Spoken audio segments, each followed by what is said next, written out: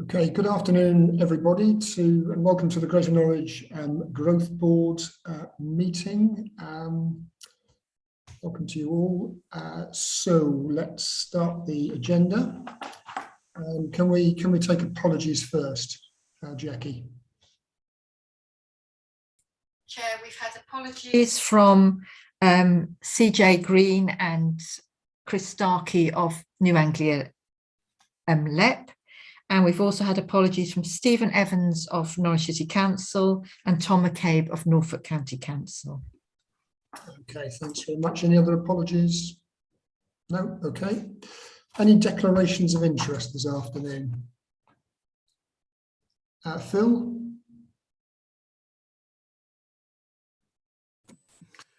No, sorry, not from me. There's a small white hand which is on your screen. I don't know why that is. Wow. Out of my control, I'm afraid, Alan. Let me try and sort that out. So right, okay. Well, it may disappear, but I'll look for a second hand from you if you want to speak. Thank you. I will wave. All right. So no declarations of interest. Can we confirm the minutes of the meeting held on the 17th of June? Everyone okay with that?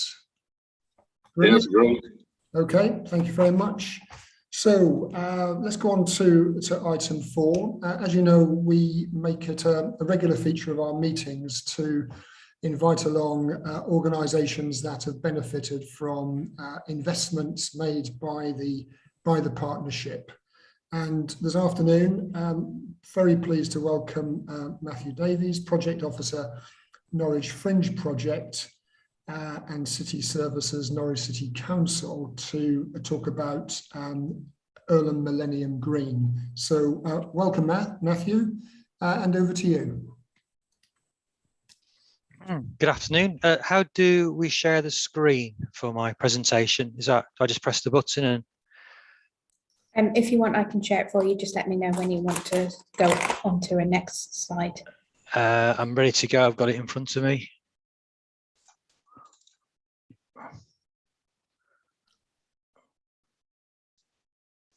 Can you see the share? Is it shared? Not yet. There we go.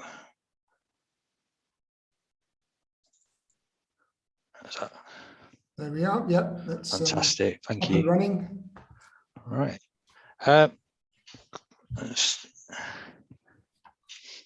Great.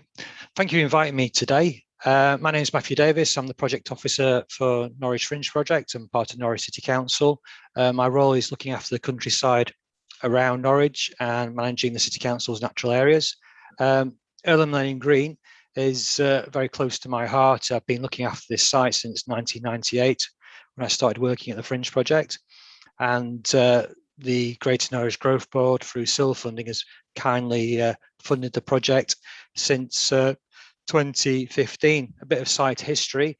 The site is located off Earlham Road, opposite Earlham Park. You can get in by St Mary's Church, and it goes all the way down to the river, and accesses to Bevan Close, and also to George Fox Way as well.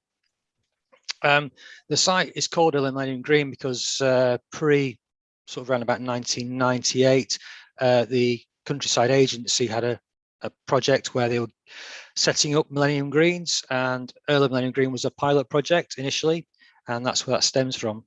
So I just thought I'd go through the phases really, and how the funding has really made an impact on the site. When I first got involved in the site in 1998, there's a lot of antisocial behaviour issues, such as sort of motorbike problems on the site, burnt out cars.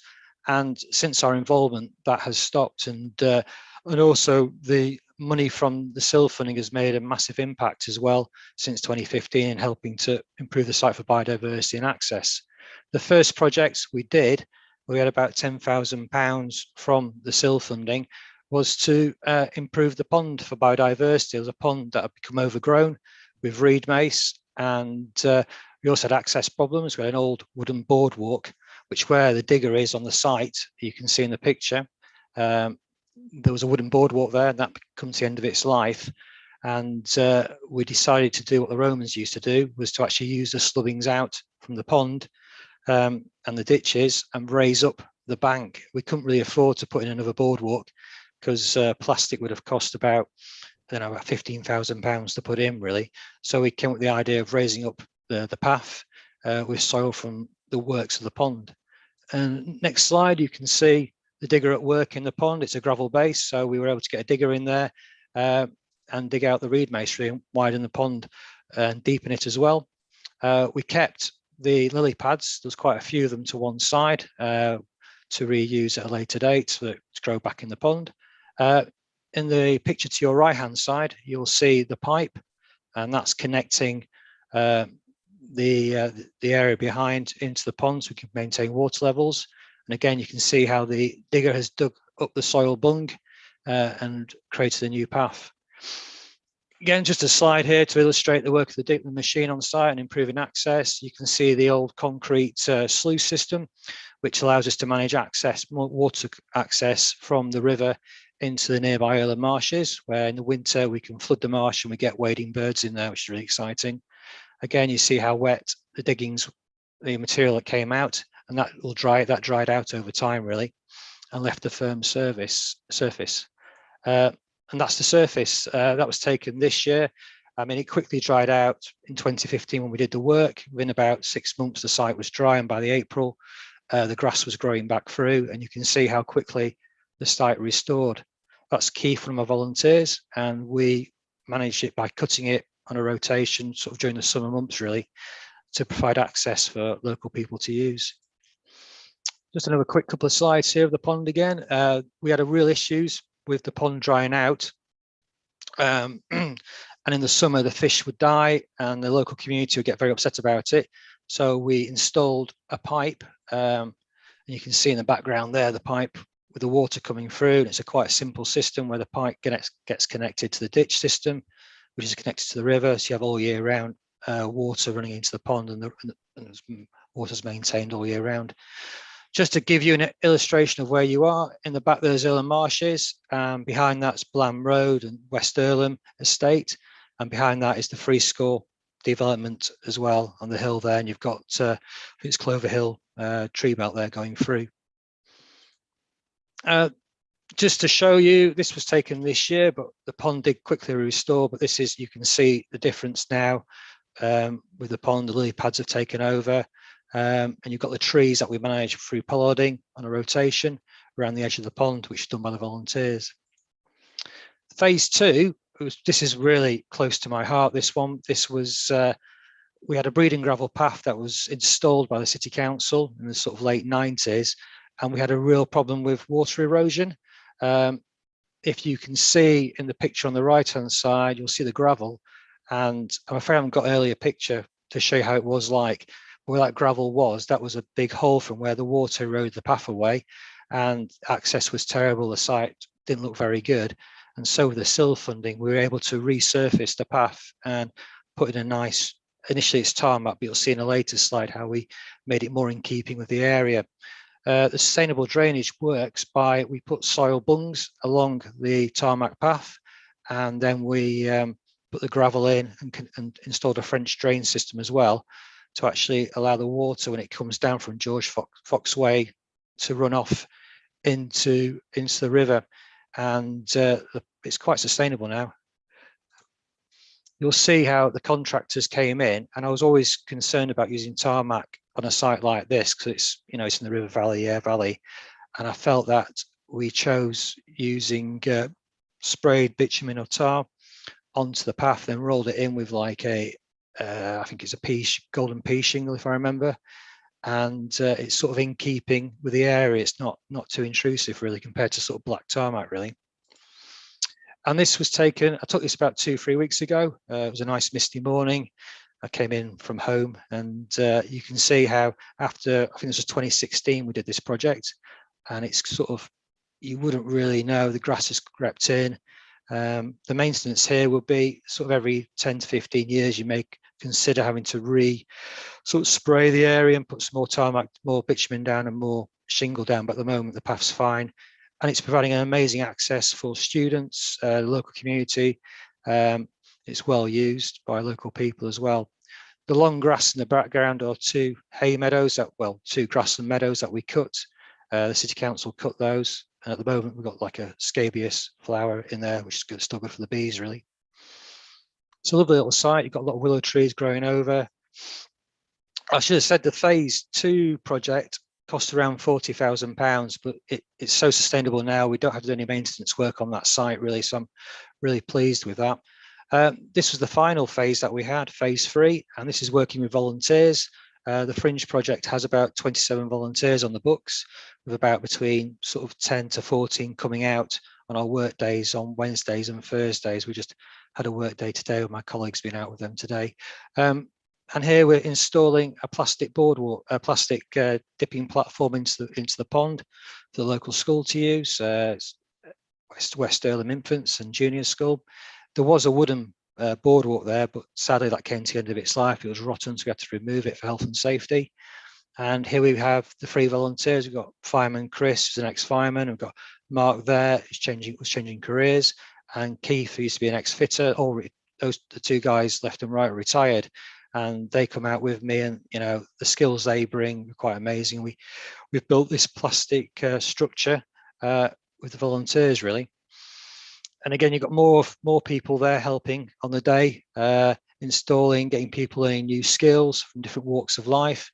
You can see the boardwalk that Sue, the lady with the white hair, stood on. That is the boardwalk we installed sort of 10, 15 years ago. I think it's about 15 years ago. We had lottery funding, working with the conservation volunteers, formerly BTCV. They were able to get some money in for us, and they got some Armageddon in and installed that platform.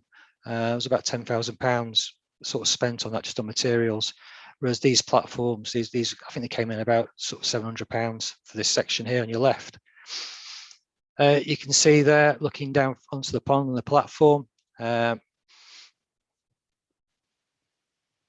in the background, that'll be Earlham Road where the lights are. And again, here the volunteers, they're fixing the edging boards onto the boardwalk and onto the dipping platform, so when wheelchair access, people don't end up in the water, really, which wouldn't be ideal. This picture here just shows you the other fishing platform, which was there. We had that removed again. The posts have become rotten, so for health and safety issues, we removed that, and we used the SIL funding to install another plastic fishing platform there out into the river. And the plastic is it's recyclable, and it's so sustainable because it doesn't rot. It's quite fire resistant as well, and also in winter when it's wet, it's non-slip as well. And you can see here the volunteers. This was after lockdown. I think it was the second lockdown. We put this one in 20. I think it was this year. Yeah, it was this year we did this one, and you can see the volunteers working, installing the plastic there.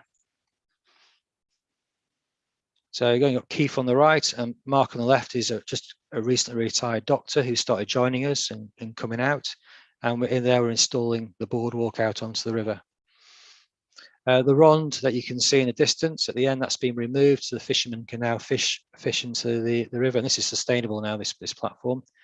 This was the final bit we did. This we did in April with the volunteers, and this was just improving the access here. You can see the drop between the platform. The breeding gravel has been washed away, and we've installed some edging boards. And again, it's all done by volunteers using a compaction plate there, and putting down sort of type 1 gravel onto the ground. And we've got our own trailer, so we can actually pick up the material and bring it to site and then drop it down, so keeping costs down as well.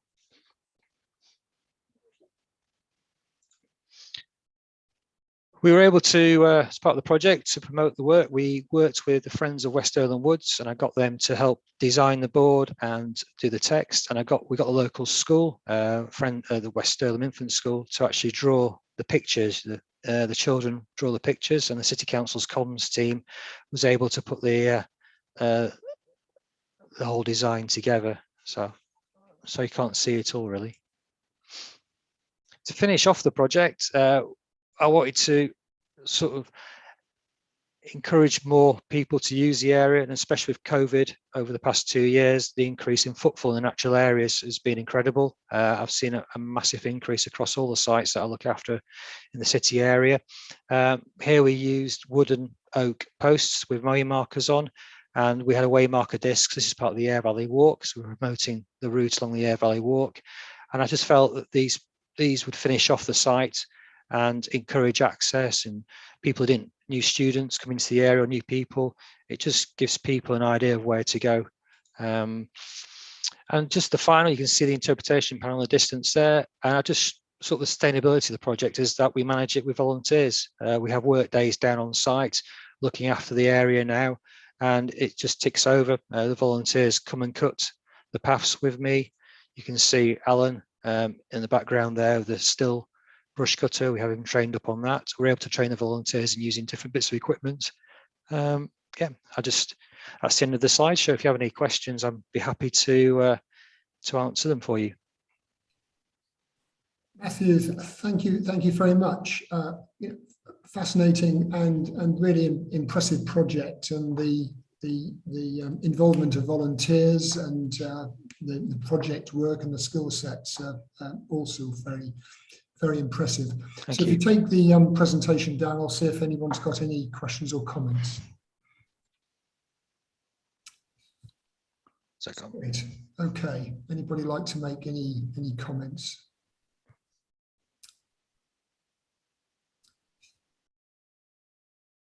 I expect everybody is echoing my sentiments. Thank you. I can take that as read, I think. Thank you.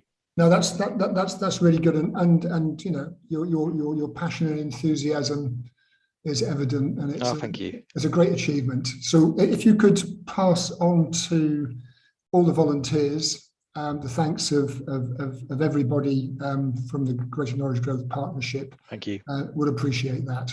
Thank you. Can I just say thank you for your continued support of the work we do as well? Thank you.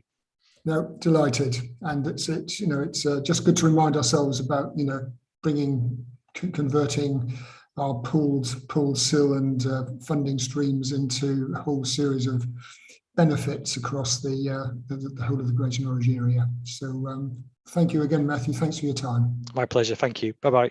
Okay, bye.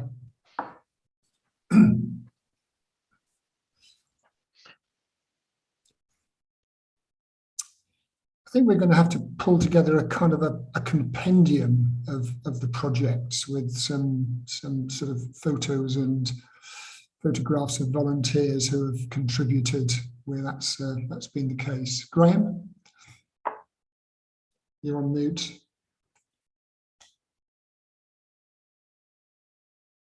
Still on mute.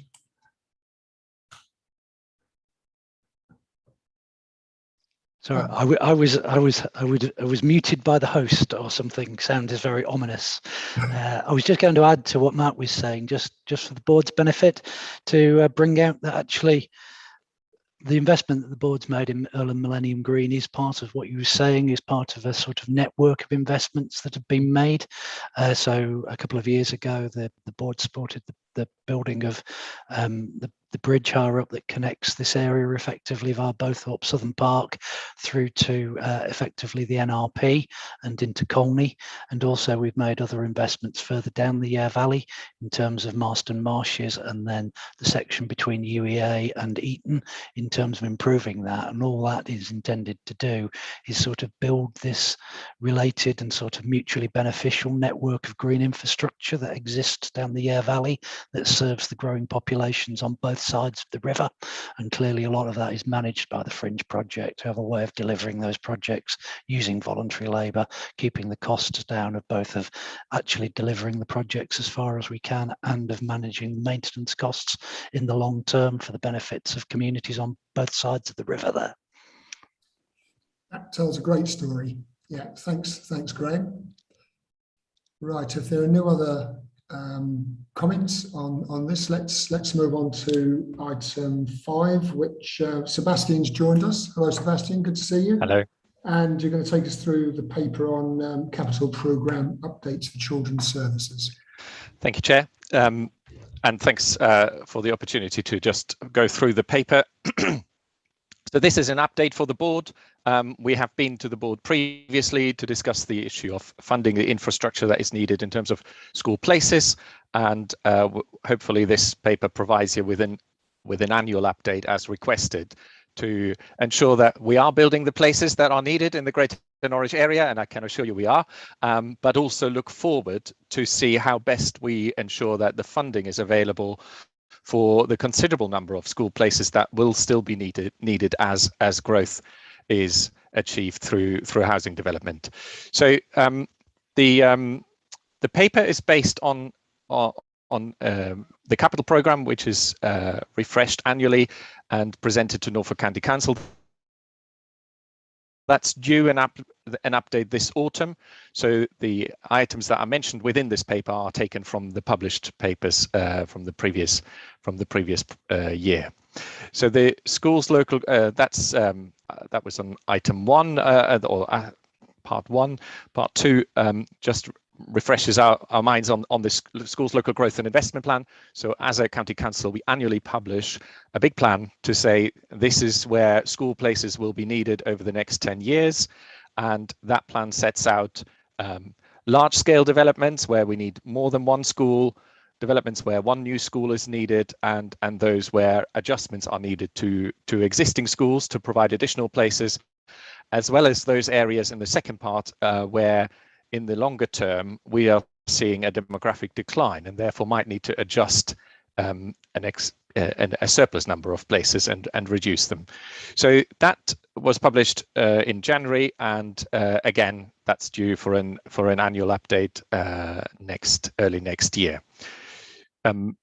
The paper is attached, I think, as an appendix, so the relevant sections for the Greater Norwich area are listed as part of that paper separately. So the third part of the paper identifies the large-scale projects and how they're funded. There is a table on top of page 12 that sets out the current projects and where they're funded already or where there's still unfunded elements. So again, this list will be updated following the presentation of the new programme to Norfolk County Council Cabinet later this autumn.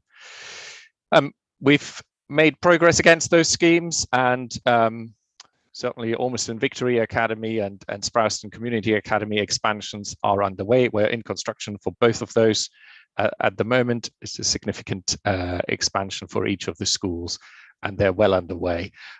Given the previous item, I perhaps would be interested in comments from the board, whether you would be interested in pictures of new schools or parts of new schools that we have achieved. We certainly haven't included pictures in these types of papers because they often deal with the issue of funding the places that are needed, but we'd be very happy to provide some photographs or whatever to show you what some of those new spaces look like. In the previous capital programme, you may remember we invested approximately 20 million or so in Heatherset, and those schools are occupied and in use. So we'd be happy to bring something to the board if that was of interest. So the next part of that item in the report on the bottom of page 12 lists the use we have made of the 2 million annual contribution from SIL towards the capital programme. So we have, as the paper suggests, we have been very effective in spending the money where it has been allocated, and obviously in a couple of cases we are held back by the issue of having the land available to us and the development pausing in places due to COVID. So that has delayed some of those where developers have decided to pause and we're not able to get to the land. It is obviously harder for us to spend that money on that particular project in the time that we anticipated. There's some reference to the free school programme. There's a level of uncertainty at the moment in terms of the national free school programme becoming available.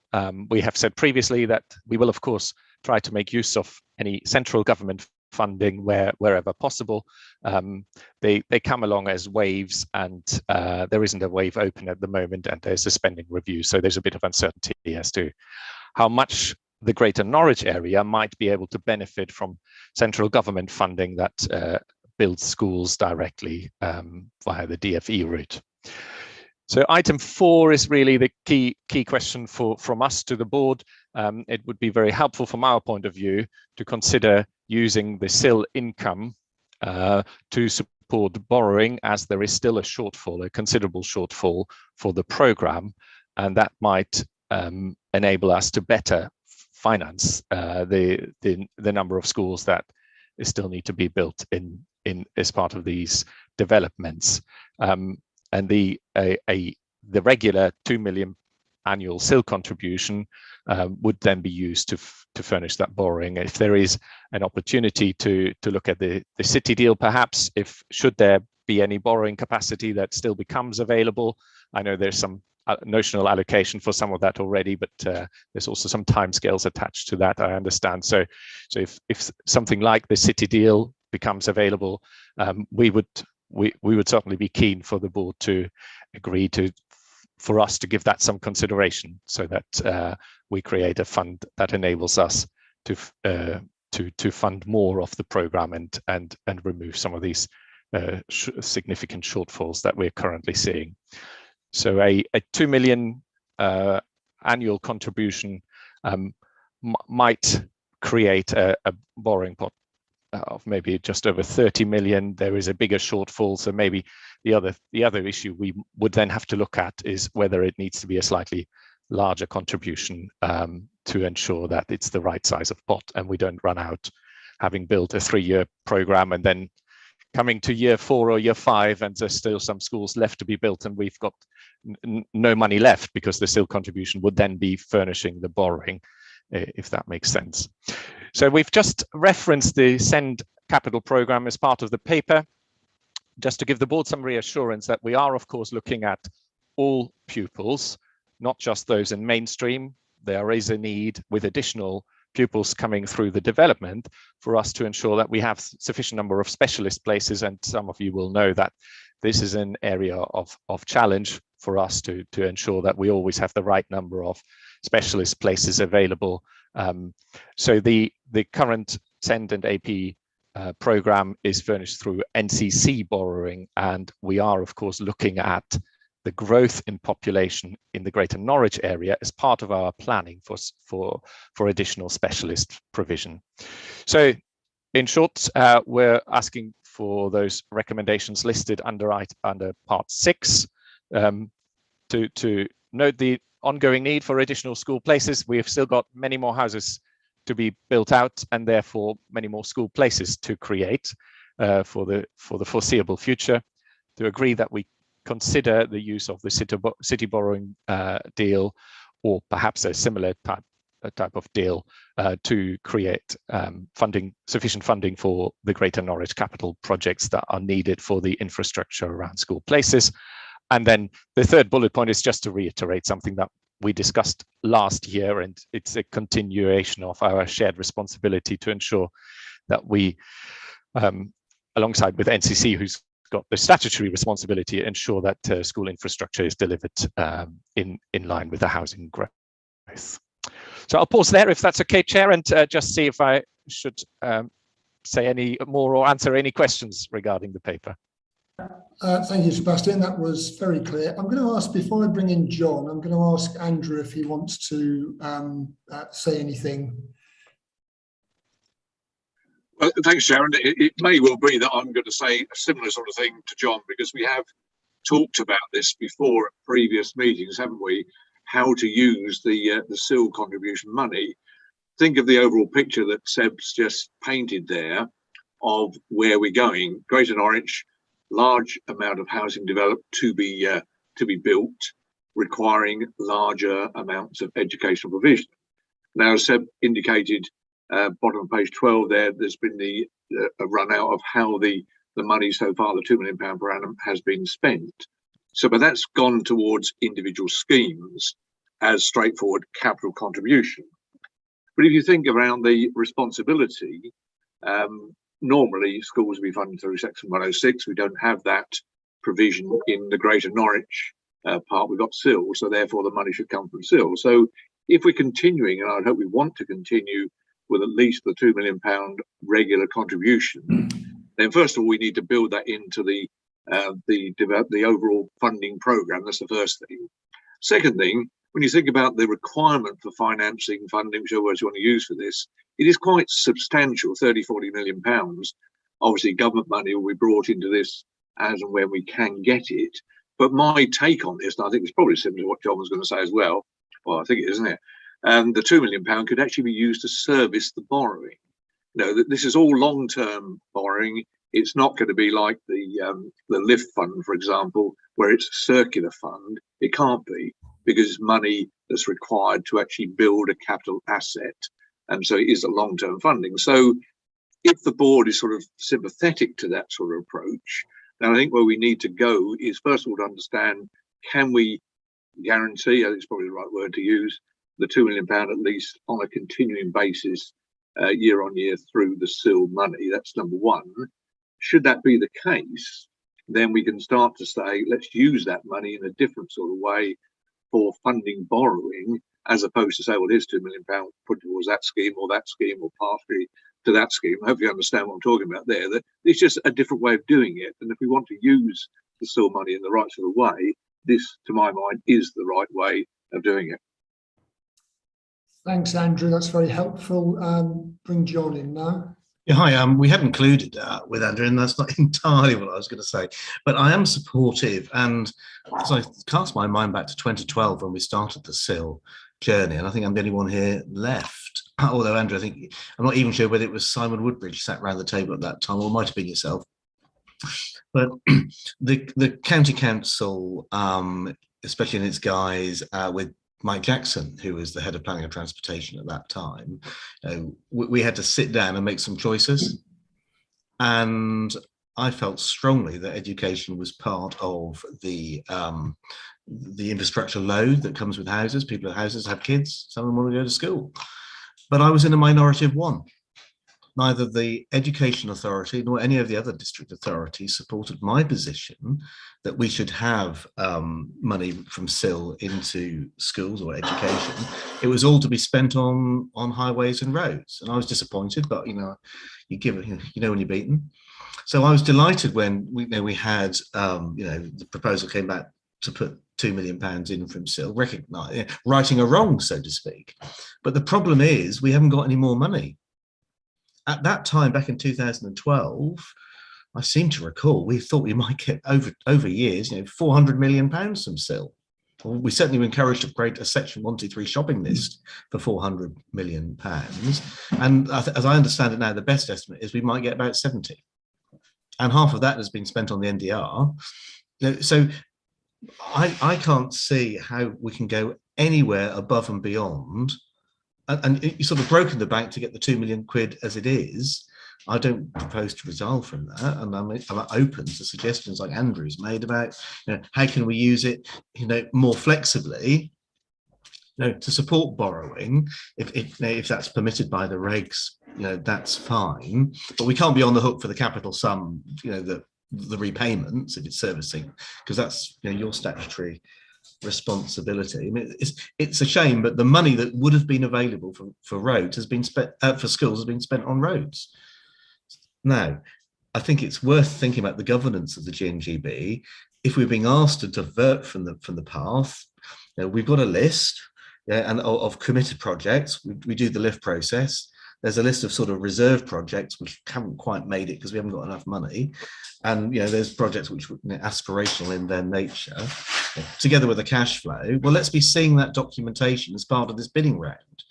But I just can't see how we can make any commitment at this stage without seeing the cash flow, how much spare headroom we've got over and above 5-year LIFT commitments and other things as well. So I'm open to being flexible, but there can be no more money because there is no more money, Sebastian. And I think we've made that clear last time. I know I think you accepted that at the time, but I think that's where we are. And I think it's regrettable that there isn't enough money from developer contributions, but that's just the system we are. I was hopeful. In fact, I've spoken firsthand with the planning minister about reforms to SIL that might also see payments in kind from developers building schools on large estates and things like that.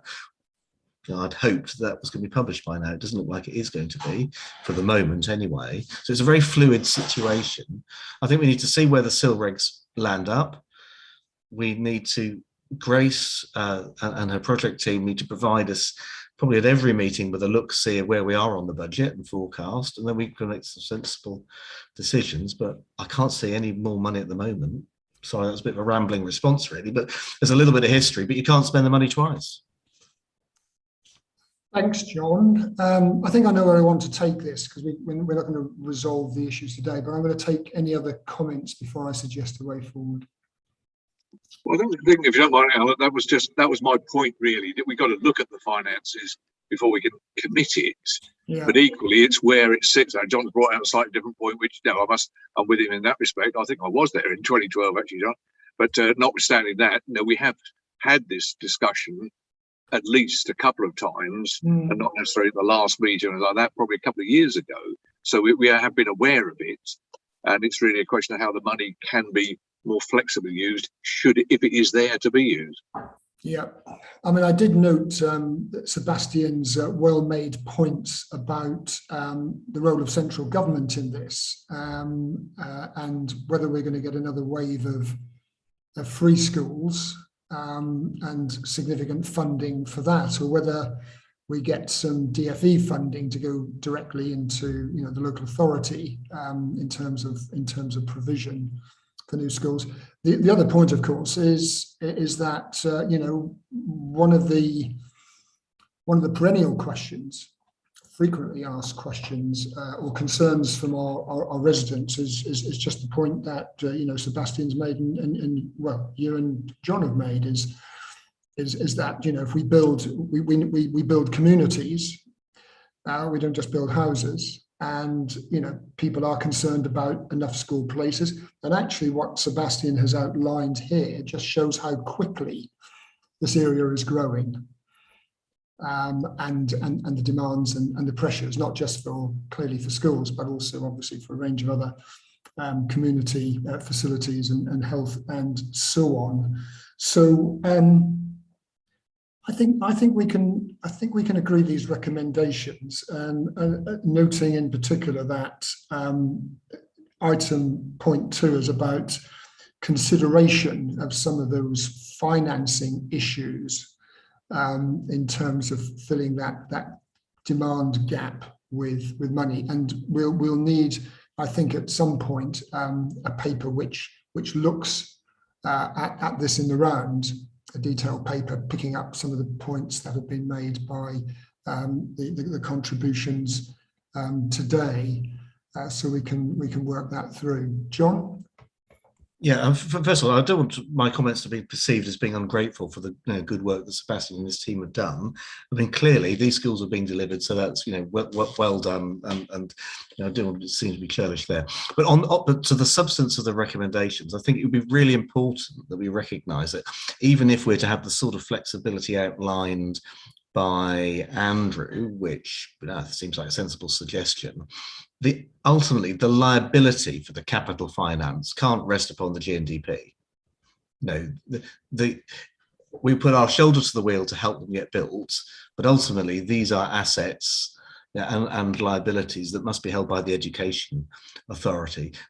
For a small district with a net budget of 12 million quid or thereabouts, and that's probably overstating it a bit nowadays, we can't be on the hook for some of the capital liabilities there. And I just want to really make clear, so we know, who's on the hook for this. And it can't be the GNGB, it can't be the GNDP, it certainly can't be the district authorities. It really needs to sit where the statutory responsibility lays. So yeah, as long as, Alan, the understanding the recommendations, it's the shared responsibility with NCC. Yeah, well, absolutely work there, but just not the shared liability, so to speak. Okay, but thanks, John. That's very helpful. But we're comfortable for the moment to continue with that £2 million that we put in to help with the funding of schools. And then there's a discussion around maybe repurposing some of that money to make it go further, as it were. We're fine with the recommendations, but there's obviously a further discussion. I mean, I would also add that since we have mentioned central government, I think we actually need them to put their hands in their pockets as well. I very much hope it's not going to be for expensive free schools, but direct funding for schools outside of that sector. That's a personal point of view. Andrew. Well, it's just really quickly coming back on what has all been said, Chairman, because what we've tried to achieve, I think, from here is just make sure that everybody's aware of what needs to be delivered in terms of the future capital build. John's right in terms of the capital liability. Ultimately, it does sit with the Education Authority. Yeah, fine, get that. But it's really about the direction to find alternative means to fund borrowing. So if there's that £2 million going to be available, that is a way of doing it. Now, I did caveat what I said, subject to the finances, and we probably need to be subject to the finances and subject to the overall programme of what we want to do. Maybe something should be repurposed, as has been indicated. But nobody's saying this is down to the GNGB to have the liability, far from it. It's just the flexible and probably appropriate use of the SIL money, if the SIL, which it is destined for school building as well. So that's where I was coming from. So I think perhaps we want to go in terms of those recommendations. Yes, I think we'd agree those, but I think perhaps we need a piece of work to understand that in more detail about the viability of the £2 million per annum or whatever it is. So I think maybe there's a bit of flex around the recommendations to include that.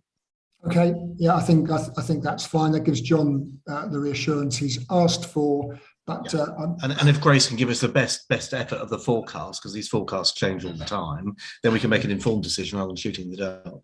Okay, that's helpful. Vince, you've been very patient. Yeah, I was going to pretty much say what Andrew has just said, really. I think the directors can take away the discussion today in the context of other decisions that will and may be made, and we can sit down with Harvey and go through the detailed projections and bring something back to you, either that can work or maintains what's there at the moment. Thank you. Okay, right. Well, that seems very, very sensible. Sebastian, any further points from you? No, my only point is to say thank you for the continued support, and we are very grateful for the 2 million annual contribution and try to put them to good use. So thank you to the board. And we will ask you for a selection of photographs as well. Okay. Oh, that'd be a pleasure. Yeah, excellent, good. Okay, so we've agreed the 3 recommendations, but we have a 4th recommendation, which is to do a piece of work on viability and funding going forward, and we'll leave that with the directors and the finance people. Bring a paper back in due course. Is that okay? Great. Okay, thanks very much. Let's go on to our last item, which is familiar to us. We've had discussions about this in the lead up to this meeting, which is the City Deal borrowing and establishment of a strategic investment fund. Harvey, over to you. Thank you, Chair. I was just going to highlight 3 points. As you mentioned, we've had discussions at this board at the last 2 meetings, I think, going through this, and this is basically the output of the request at the last meeting.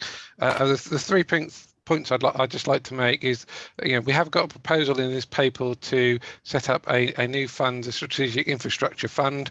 I think I would just want to measure expectations, really, in terms that funding, on the basis that if you choose to approve that today, it's not going to have money in it instantly. It will take time to build up because of the process of the schemes need to be happen first and start to repay funding to repay the funding to start create that new fund. The other bit is, this is a case of trying to use the SIL funding in a way that enables infrastructure to to be delivered more quickly. So in respect of a Long Stratton bypass, by forward funding the developer contribution, it means the infrastructure get delivered quicker. So that's a good thing. And the final thing that I just wanted to mention was that there was some concern at the last meeting about HM Treasury, and hopefully that's been addressed in the report, whereby the requirements for HM and Treasury are that if we change the profile of how we're going to use the city deal borrowing, they just need to be advised in advance of us doing that. We've done that in this paper, reflecting the best estimate we can regarding the delivery of a Long Stratton bypass, and they've come back and confirmed to me that they've got everything that they need and that the funding is there to be utilised. Happy to take any questions. Thank you. Okay, opening up for comments and any questions to Harvey.